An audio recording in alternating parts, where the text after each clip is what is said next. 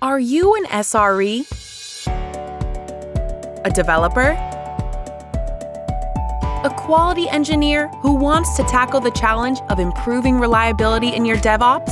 You can enable your DevOps for reliability with K8s Native. Create your free account at K8s Native Litmus Cloud.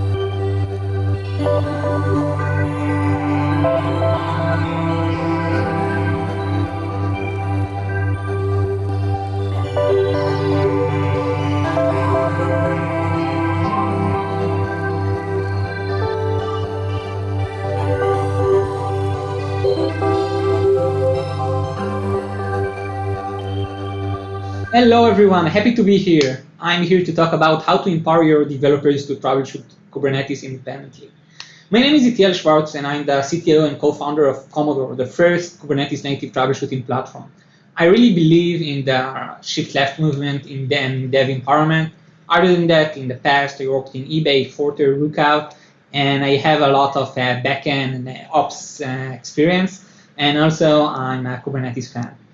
So the agenda for today is, first of all, we are going to talk about the benefits and challenges of Kubernetes. I know everyone knows Kubernetes, but I'm going to do a little bit more of like a deep dive on what's so good and what's not that good in Kubernetes. We are going to talk about complexity of troubleshooting Kubernetes and how to overcome them. So first of all, I think like everyone knows that like move fast and break things is kind of the new motto for like the past couple of years. And we are shipping code a lot faster, and elite teams are moving even faster like than normal teams, meaning 100, even like thousands of deployments per day. In this new world, in this new space, what happened is in order to move fast, new infrastructure has emerged, and Docker and Kubernetes are de facto the standard in this new world. And like 88% of organizations already adopted Kubernetes. So I know like everything sounds amazing, and Kubernetes has a lot of like benefits. It helps you save money. It's easy to port, multi-cloud capabilities, a lot of things, and like it sounds like it's doing like everything. But in the end of the day, it does come with its price. And I think every organization that is moving to Kubernetes because it looks sexy, because it will help make their life a lot easier, at the beginning of the migration is bombarded with issues that arise because they move to Kubernetes. It looks very easy, very naive to get started, but once you are in there, you feel the pain, you feel how hard it is, how complex Kubernetes really is. And also like the trick about Kubernetes is it makes it very easy to build very complex systems. And basically it allows you to shoot yourself in the leg very easily. So the complexity of like troubleshooting and troubleshooting Kubernetes is basically because a lot of things happen in the Kubernetes cluster that you don't really know. Like the master can change, the node can change, and not all of those changes, all of those issues are propagated. More than that, one issue with a microservice can impact the rest of the system. And because with the move to Kubernetes, we are moving from a monolith application to a lot of microservices, a very small and innocent change in one service might crash the whole application. Other than that, there are like permission issues, and some organizations don't really trust everyone to see all of the data, what causes basically the lack of ability to act independently for some team members and particularly for developers. And because Kubernetes is still new and not a lot of people are really expert in Kubernetes, we see how the lack of knowledge is frustrating for developers and for teams, and they don't really understand how they should operate this very complex system and how are they expected to own the services even they don't really know what is happening under the hood. More than that, there is like the very big question of who is responsible for troubleshooting issues in Kubernetes. I think if we ask the same question a couple of years ago, it was clear that like the NOC and ops responsibility is to manage things in production. Now, with the shift left movement in a world where like for each dev there is one DevOps, we see more and more organizations trying to shift this responsibility from the DevOps to the developer, mainly because there are a lot of developers. They are already responsible for deploying the code into production.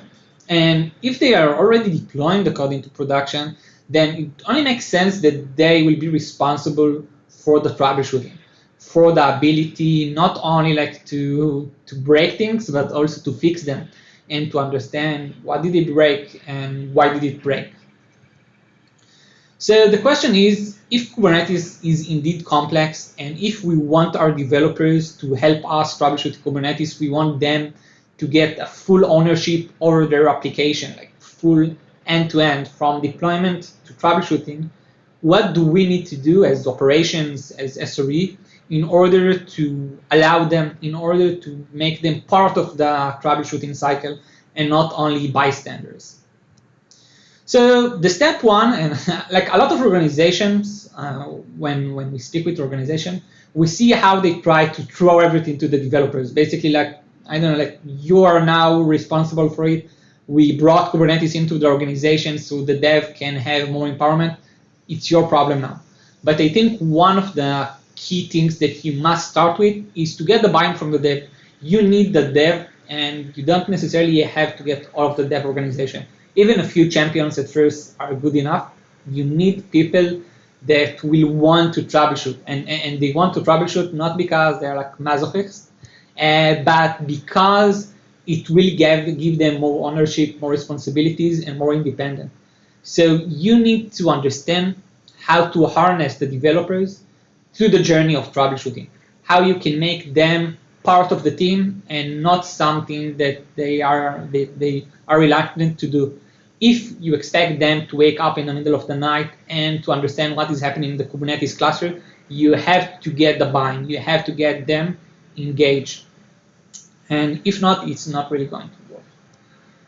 After you get them engaged and now like everyone is really want to troubleshoot, you need to spend the time on the training part. Like a lot of developers are measured or used to be measured on the quality of the code they write and the number of features they write, not necessarily on how good they are at troubleshooting. They have a very micro and narrow scope, and I don't like to say every developer is like this, but as a whole, while the operation people that troubleshoot has a more of a macro level view. And what you need to do is to help them to understand the world as you see, to write the playbook, to go in and train them so they will have all of the necessary knowledge in order to troubleshoot independently. You can't expect to say, okay, you're a developer, I see that you want to troubleshoot, knock yourself up. You should help them to make the journey a lot easier by giving them some of the knowledge that you already have about both the technical part of Kubernetes and also about the company-specific parts of how is Kubernetes managed in my organization. And the step 3 is to give them the tools they need to succeed. Again, I will say that in like most monitoring tools, most troubleshooting tools like today are more focused on the operation people. Like Komodor is an exception, but I will say most of them are macro level operation focused. You need to help them have the right tools in order to troubleshoot efficiently. And that means creating them the relevant dashboard in Datadog, explaining to them how they can add it or change this in Datadog or Prometheus, it doesn't really matter. You have to make sure that once an issue occurs in the system, they have the relevant places and tools to look at. They should have like the required like permissions to go, but also it should be part of the training on understanding to them how to use those certain tools. And once we have all of these tools, we must give them the permission. Like you can't really expect someone to be responsible for the production environment when he has like zero production accessibility. You can't see the logs, or you can't do like actions such as rollback or increase replicas and so on. So if you expect them to wake up in the middle of the night troubleshooting the issue, you must give them not only the necessary tools, but more than that, the permission and the abilities to do actions in order to remediate the issue. One of the most frustrating things that I see in organization is that the developers can deploy the code to production, but for some reason they can't really roll back to the previous version.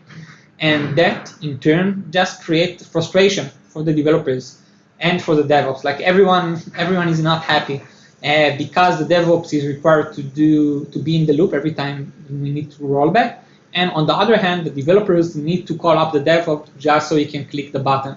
So free yourself, open the bottlenecks, and allow the developers to take full responsibility over the lifecycle of the system. And I will say that, we are talking about troubleshooting, about the procedures, about the training, about the tool. It is important to make sure you are like a single team that the core mission is to make the system better and to improve the troubleshooting process and time. So you need to find the relevant partners. It can be even 1 or 2 tech lead in the dev organization to get started. You need to remember this is a marathon. It's not a sprint. It's not like one silver bullet and all of your developers will be just as good as you are. You need to remember it will take time. You will need to change some of the playbooks. You will need to change some of the tools. You will need to adapt them.